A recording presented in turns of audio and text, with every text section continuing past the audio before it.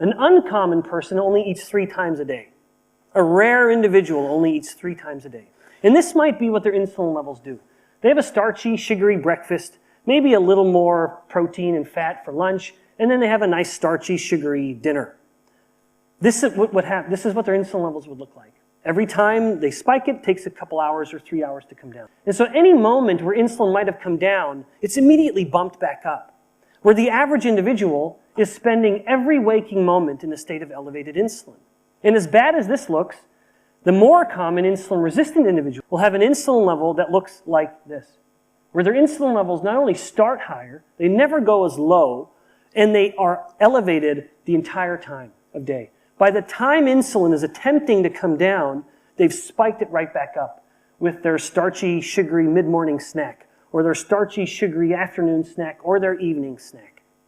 You're now understanding the idea that it's also a cause. This becomes a vicious cycle that just keeps accelerating more and more as long as the person continues their habit. Now, how can you correct insulin resistance? There are multiple ways, actually, where it's drugs and diet are the main ones. These are the ones that I want to focus on because they're often the most leveraged, and rightly so to varying degrees. Now, let's talk a little bit about drugs. And in so doing, I cannot help but describe these what's called anti-diabetic drugs. These are drugs that are thought to be improving the metabolic health of the individual. And here is a list, pretty comprehensive actually, as short as it is, that encompasses many of the most common or popular drugs. For the sake of time, I'm not going to talk about all of them. For example, I'm not going to talk about the GLP-1 agonists. Every time someone's taking a drug, we must balance the consequences. Everything is a consequence to putting that in the body. It's just a matter of, are the consequences I want worth the consequences I don't want? However, as effective as metformin is, it has been shown to only be half as effective as even modest lifestyle changes. Metabolic problems are lifestyle problems. I want to introduce you to one other complication of metformin. Most people don't appreciate that metformin's primary mechanism of action is to act as a mitochondrial poison.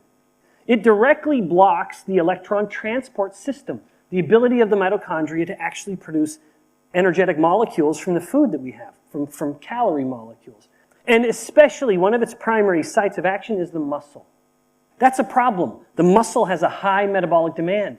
And if we begin damaging the mitochondria, damaging may be a strong word. If we begin slowing down the function or compromising the function of the mitochondria, there are consequences. In this group, in Colorado, in the US, they identified in humans, this is a human study, where they had individuals with insulin resistance undergo an exercise training program.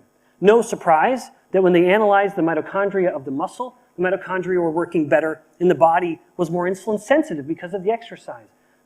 When they had the group exercise and take metformin, as you can see here, this direct quote, it undid the benefit. It undid the mitochondrial adaptation to the challenge of the exercise. And it even undid the insulin sensitizing effect of the exercise itself. How can we in good conscience tell someone to use a drug that is literally undoing the benefits of the exercise?